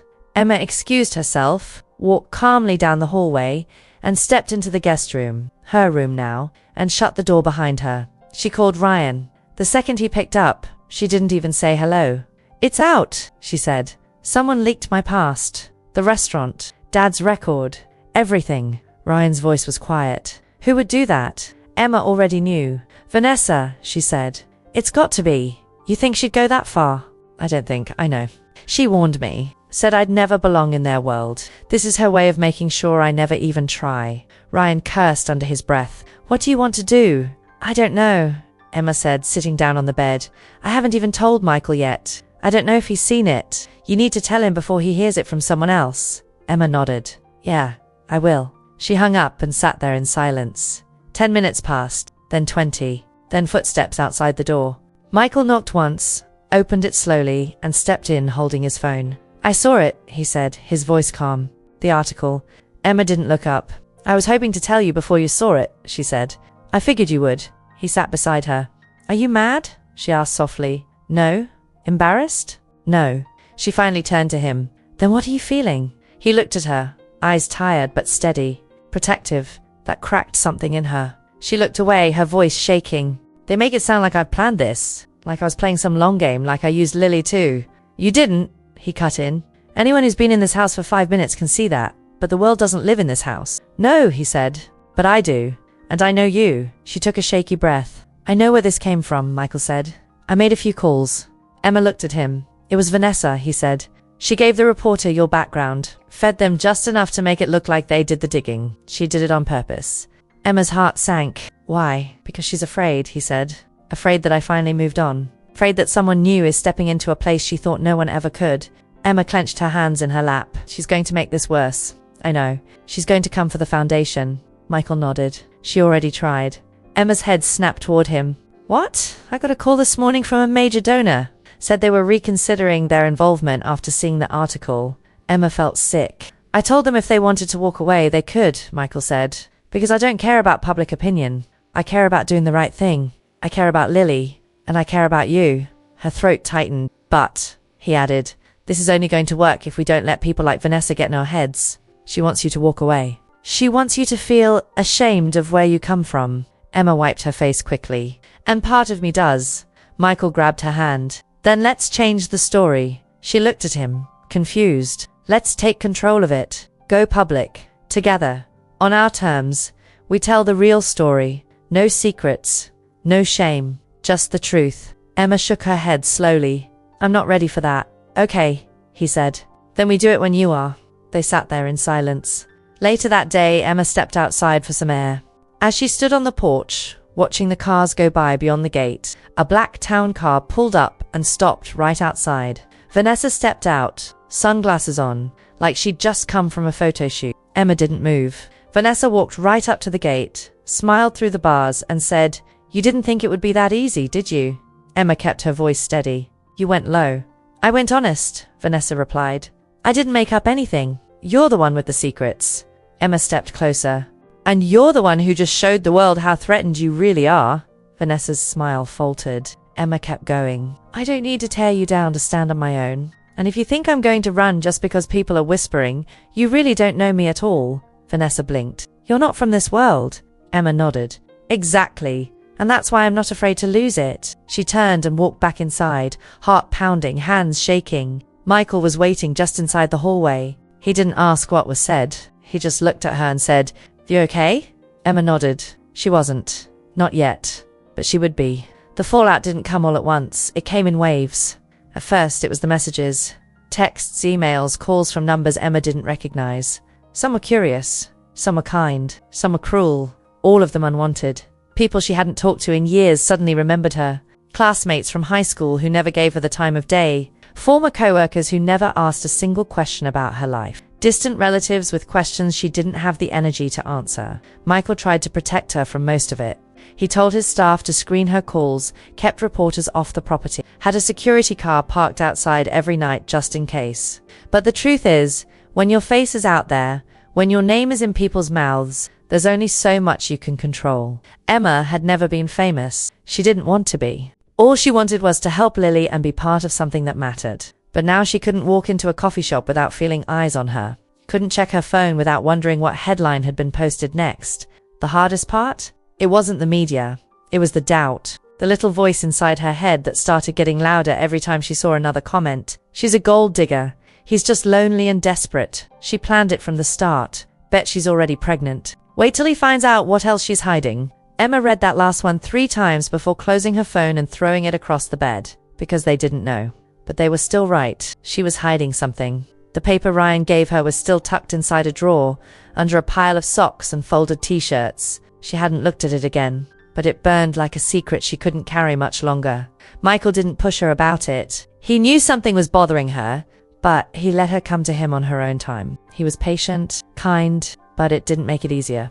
The press finally reached out for an official statement from Michael. His team drafted something safe, short, polished, but he refused to use it. Instead, he walked into the living room with his phone in one hand and asked Emma, "Can you sit with me while I record something?" She looked up from the couch, surprised.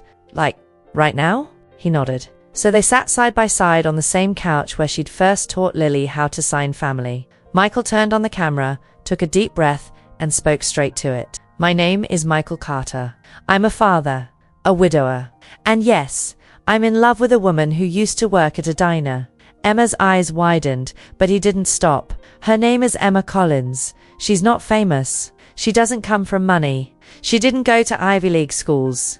What she did do is show up for my daughter when no one else did. She didn't care about last names or headlines. She cared about Lily, about helping her feel seen. And because of that, she changed our lives." He paused for a second. "Some of you want to turn this into a scandal. I get it. You're looking for drama. But this isn't a story about a billionaire falling for a waitress. This is a story about connection, about love showing up when you least expect it. And if that bothers you, feel free to unfollow." He ended the video and posted it without editing a single second. It went viral in 2 hours. Emma watched it once, her heart in her throat. Then she turned off her phone and buried it under the couch pillow. Because while Michael was out there defending her to the world, she still hadn't found the courage to tell him the one truth she knew could destroy everything. Later that night, after Lily went to bed, Emma walked down the hall to her guest room and found a small envelope on her nightstand. Her name was written in neat handwriting. She opened it slowly. Inside was a note. "I'm proud of you." Ryan taped to the back of the note was the same folded paper she thought she'd hidden for good. Emma sat on the edge of the bed and stared at it for a long time. She didn't cry. She didn't move. Just sat, trying to figure out how something as simple as truth could feel heavier than all the lies being thrown at her. The next morning, something even worse happened. A letter came in the mail. No return address, no name. Just a thin white envelope slipped through the gate by someone who didn't want to be seen. Emma opened it in the kitchen while Michael was upstairs helping Lily get dressed for school. Inside was a single piece of paper, typed, with no signature. "You think you're safe now. But he doesn't know everything, does he? Tell him the truth before I do." Her hand shook. She folded the paper back up and shoved it into the trash under the sink. She thought she could hide, that she had time. But now someone out there knew. And the clock was ticking. It started with a small box in Michael's drawer. He bought the ring a week ago. No one knew. Not even his assistant. Not Lily. Not Emma. He didn't make a plan, didn't set a date, didn't rent out a ballroom or book a photographer. He just knew he wanted to marry her. He kept thinking back to the first time he saw her with Lily at that restaurant, sitting on the floor next to the booth like the world didn't exist outside of that table. That moment had changed everything. And now, after all the noise, the headlines, the doubts, he still came back to that. He wanted more days like that. Quiet, honest, full of love. He wanted a life with her. He planned to ask her in the garden behind the house, the one Jessica used to care for before she got sick. It had grown wild since then, vines reaching out over the paths, flowers blooming in places that hadn't been touched in years. But lately Emma had started cleaning it up, planting fresh lavender, reworking the edges with her bare hands, like she was slowly waking it up from sleep. It felt right to propose there. It wasn't about doing something big. It was about something real. He made dinner reservations for the next night, a quiet spot outside the city, nothing flashy, and decided he'd ask her right before they left. No cameras, no ring, in the dessert moment. Just him, Emma, and the question he'd been carrying for weeks. But the next morning, she was gone. Her bag, her jacket, her toothbrush, all gone. No note, no text, no goodbye. Michael checked every room twice before the truth sank in. She wasn't coming back. He tried calling her. Straight to voicemail, he messaged Ryan. Got one reply. I don't know where she went. She left in the middle of the night. Michael stood in the kitchen with his phone in one hand, the silence louder than any storm. He looked over at Lily, who was sitting at the counter eating cereal, completely unaware. Didn't say anything to her. Not yet. He needed to understand first. He needed answers. But the longer he waited, the clearer it became. She'd walked away, and she didn't want to be found. Emma didn't cry when she left. She couldn't. If she cried, she'd turn around. And she couldn't turn around. She didn't leave because she stopped loving him. She left because she did love him. And Lily, and the truth she was holding was only getting heavier. That note she found in the kitchen, the one that said, "Tell him the truth before I do," broke something open inside her. She'd wanted to tell him herself. She thought she could. But she waited too long. Now someone out there knew her secret. And if they told Michael first, if they twisted it, turned it into something it wasn't, it would destroy everything she'd built with him, with Lily, with herself. So she made the choice. She left. No goodbye. No confrontation. Just silent. Because saying it to his face would have broken her. Your dead wife? She was my sister. Your daughter? She's my niece. And worst of all, ... I didn't know at first, but when I found out, I kept it from you. Emma couldn't bring herself to say any of that. Not when the man she loved had already lost so much. Not when Lily finally felt happy again. How do you look a 6-year-old in the eyes and tell her everything's about to change? She couldn't. So she disappeared. She drove to a place she hadn't been since she was 16. An old cabin her mum once rented for a summer when things at home got too loud. It was run down now.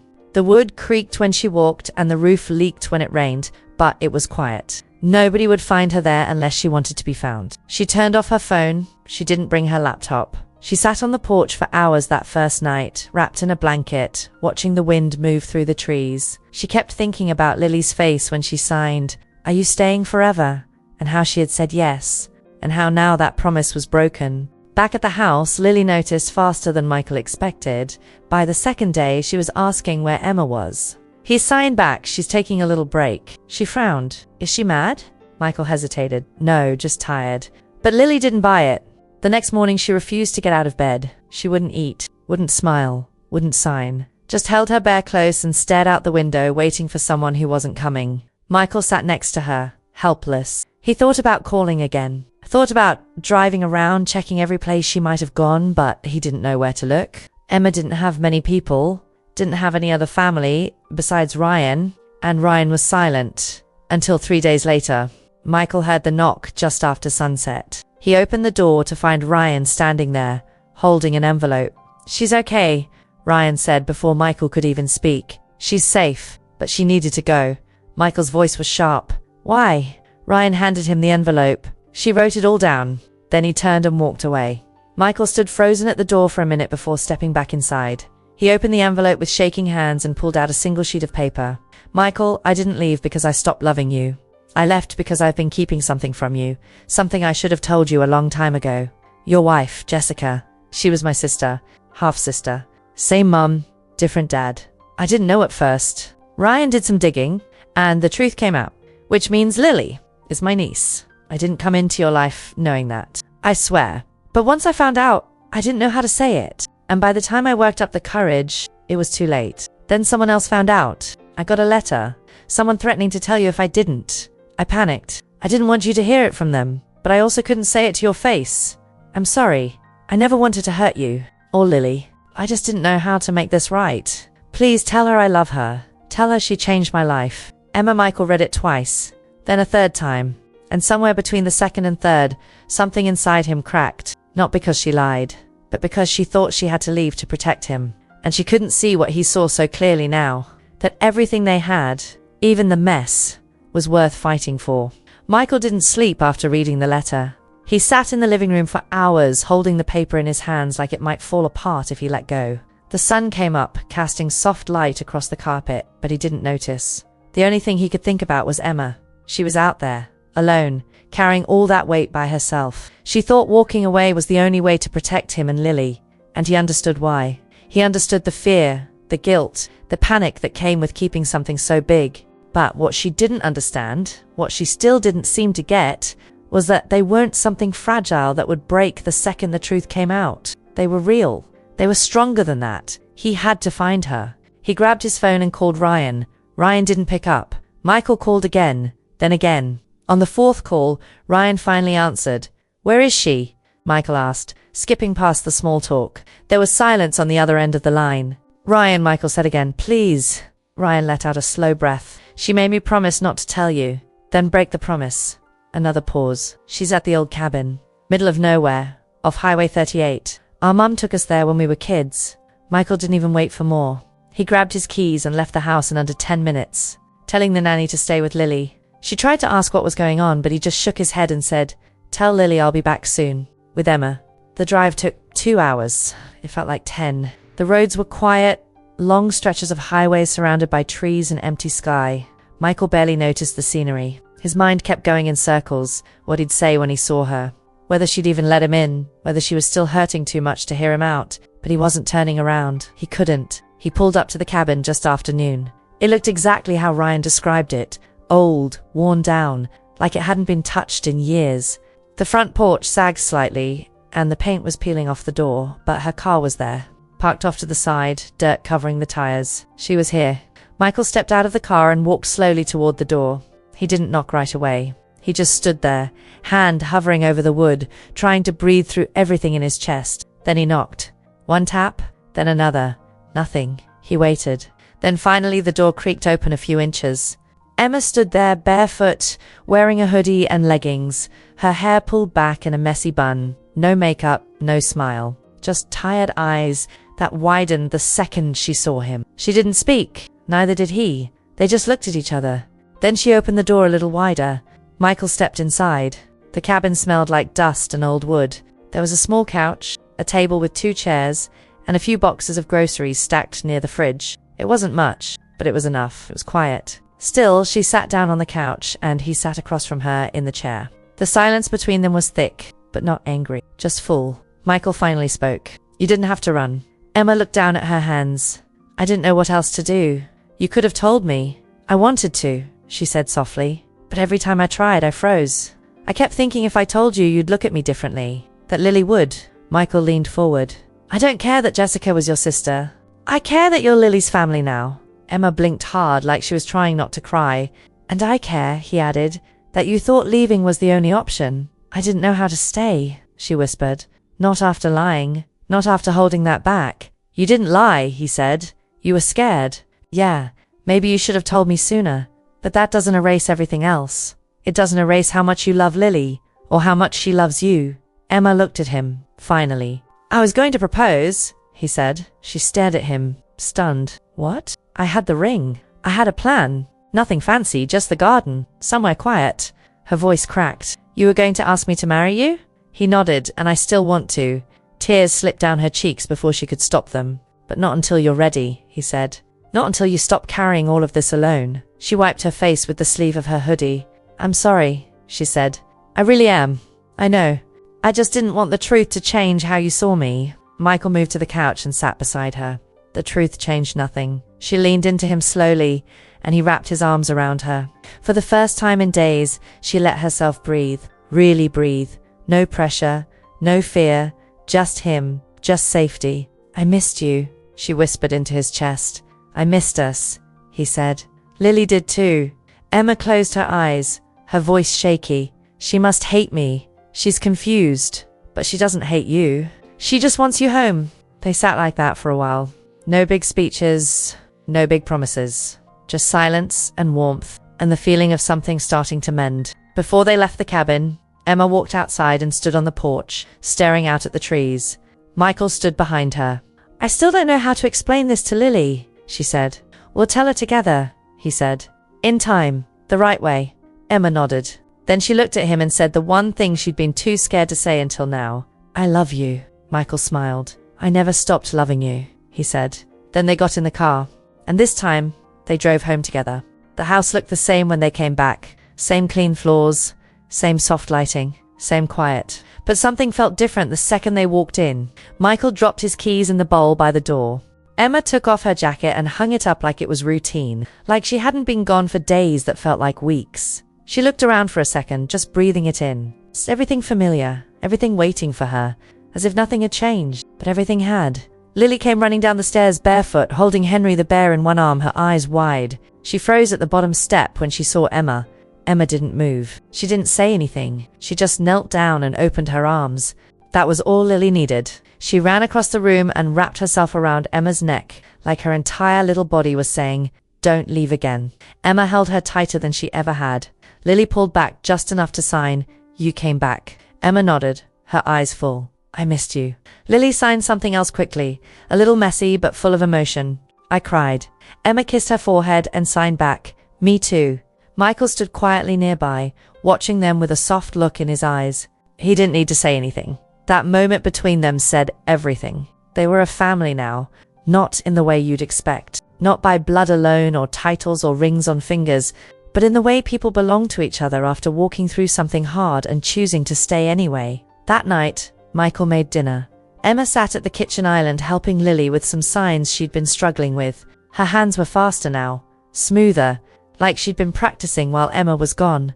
They laughed about something Lily said, a joke about pizza and cats that made no sense at all but was hilarious just the same. Michael watched them while stirring the sauce, a quiet smile on his face like he finally knew what peace felt like. After dinner, they all cuddled up on the couch. Emma sat in the middle with Lily on one side and Michael on the other. A blanket covered all three of them. Some animated movie played in the background, but none of them were really watching it. Lily slowly fell asleep against Emma's shoulder. Michael leaned in close. "You sure you're okay being back in the middle of all this?" Emma looked down at Lily. "I've never been more sure." The next morning, they did something new. They went to the office Michael had rented for the foundation. Just a small space downtown, nothing fancy. But the name Lily's Way was already on the glass door, printed in soft blue letters.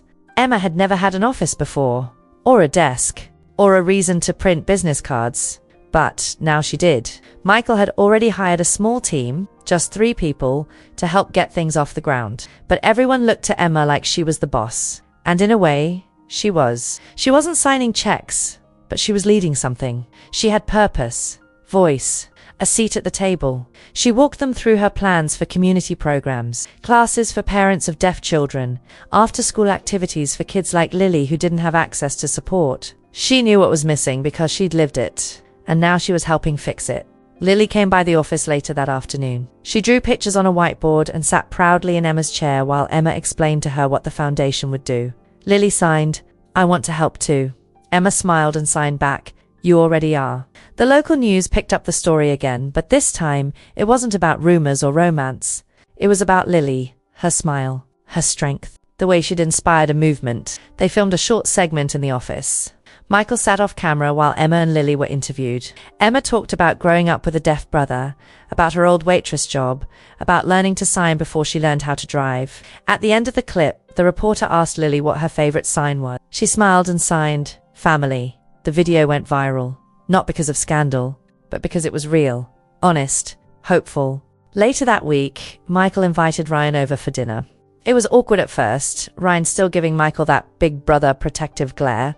Michael still trying to act calm, even though he knew he was being silently tested. But the ice broke when Lily pulled out a board game and insisted everyone play. Half an hour later, they were all laughing, arguing about the rules, and Ryan finally said something that made Emma freeze. He looked at Michael and said, "You've got a good thing here. Don't screw it up." Michael nodded once. "Serious." "I won't." Emma watched them and smiled. It wasn't the kind of dinner she ever imagined having when she was growing up. There were no shouting matches, no slammed doors, no walking on eggshells. Just warmth, just belonging. A new kind of family, one she never saw coming, one she wouldn't trade for anything. Later that night, after Ryan left and Lily was tucked into bed, Michael and Emma sat out on the patio again, wrapped in the same blanket from before. The stars were out, the air cool, the world quiet. You ever think about what we'd be doing right now if I hadn't walked up to your table that day? She asked. Michael smiled, probably trying to figure out why my daughter suddenly loved a waitress and refused to eat anywhere else. Emma laughed. That sounds about right. He turned toward her, more serious now. You ever regret it? Taking the job? Letting all this happen? She shook her head. Not for a second. Then almost shyly she said, but there's one thing I haven't stopped thinking about. What? You said you were going to propose. Michael nodded slowly. I was. She looked at him. Are you still planning to? He smiled. Yeah. Just waiting for the right moment. Emma leaned her head on his shoulder. Don't wait too long. I won't, he said, resting his cheek against her hair. They sat like that for a while, wrapped in the dark, wrapped in each other. Not everything was perfect, but it was real. And for the first time in a long time, that was enough. The envelope was still in the drawer. Same one Ryan gave her weeks ago. The paper inside hadn't moved. It sat under a stack of notebooks and a couple of old receipts, like it was hiding. But it wasn't forgotten. Emma looked at it almost every night. Sometimes she'd open the drawer and just stare at it. Other nights she'd pull it out, hold it in her hands for a while, then put it back without opening it. She already knew what it said. She didn't need a second look. Still, it stayed there, unread, untouched. Like maybe if she left it alone long enough, the truth would fade into something easier. But it didn't. And one morning, while sitting on the patio with Michael after breakfast, she decided it was time. I want to show you something, she said quietly, not looking at him. Michael glanced over from his coffee. Okay. She got up, went inside, and came back holding the envelope. She didn't say anything right away, just sat down beside him and handed it over. He looked at it, confused at first. Then he saw his own name printed on the edge in small letters. What is this? She took a breath. DNA test results. For Lily. And me. Michael's whole face changed. He looked at her, not angry, not scared, just still. You did a test? I didn't ask for it, Emma said quickly. Ryan did. He ran it after we figured out I might be connected to Jessica. He didn't tell me until he had the results. Michael nodded slowly. And you've had it this whole time? Yes. Why don't you tell me? I didn't know how, she said. I wanted to, so many times, but I was scared it would change how you looked at her. Or at me. He opened the envelope, pulled out the paper, and read it. His hands didn't shake, but his eyes did. He read it once, then again. Then he looked at her. So it's true, he said. You're her aunt. Emma nodded. Biologically, yes. He sat back in his chair, holding the paper like it was heavier than it looked. Did Jessica know you existed? Emma shook her head. No. Our mum left when I was little. She started another life. Jessica was from that second life. I didn't even know I had a sister until Ryan found the birth certificates and pieced it together. Our mum never told either of us.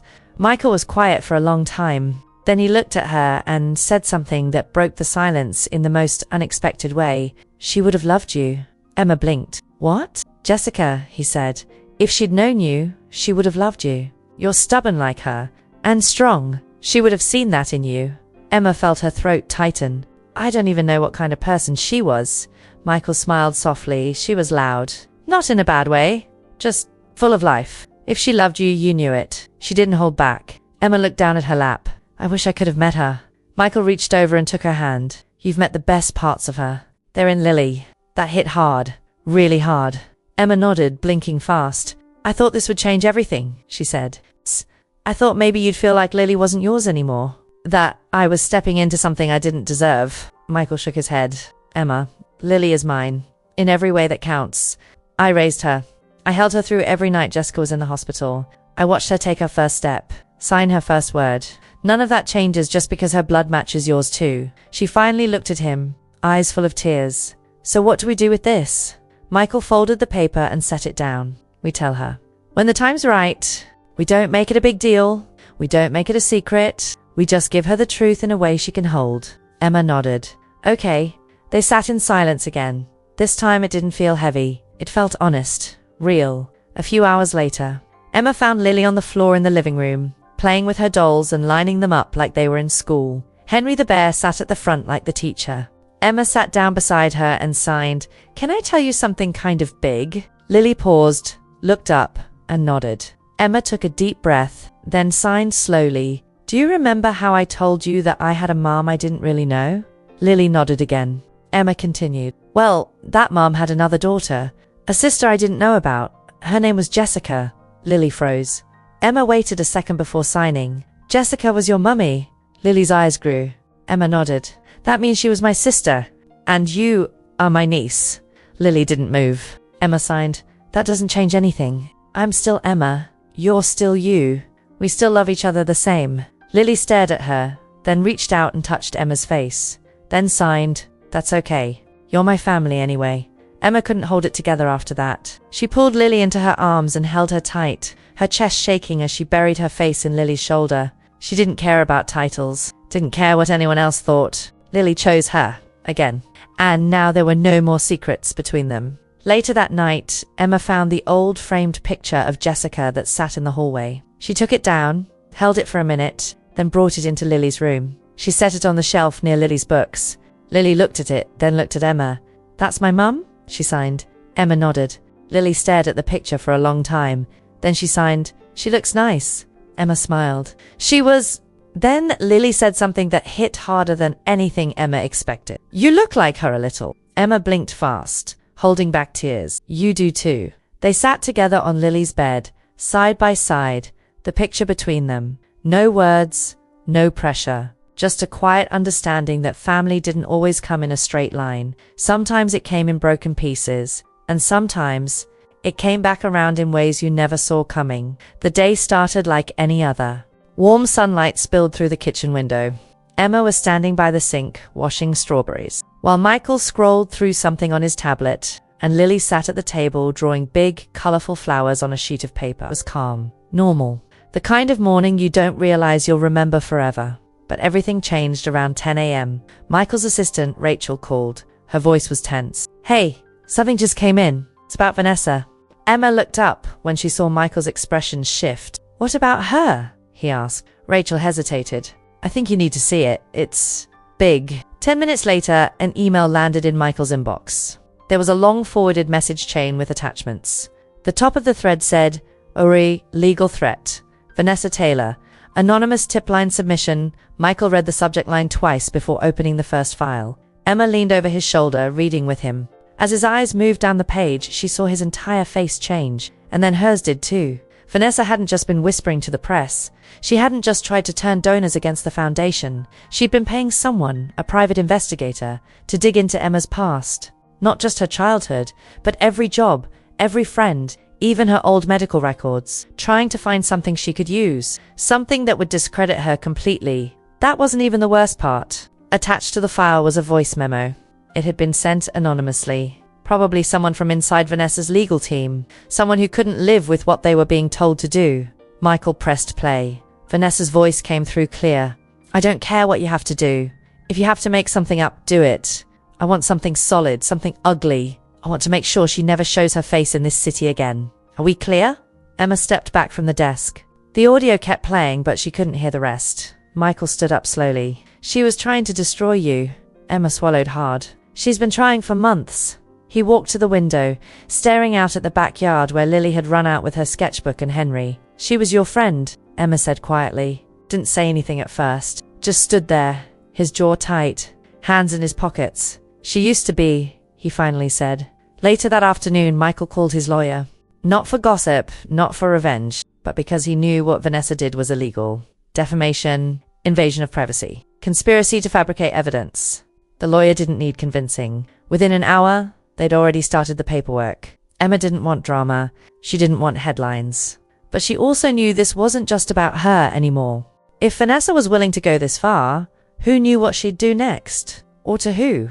That night, after Lily went to bed, Emma and Michael sat on the couch, the house unusually quiet. I keep thinking about the first time I saw her, Emma said. She walked into the restaurant like she owned it. Hair perfect, smile perfect. She looked right through me like I wasn't even there. Michael shook his head. That sounds like her. Emma looked at him. Why were you friends with her?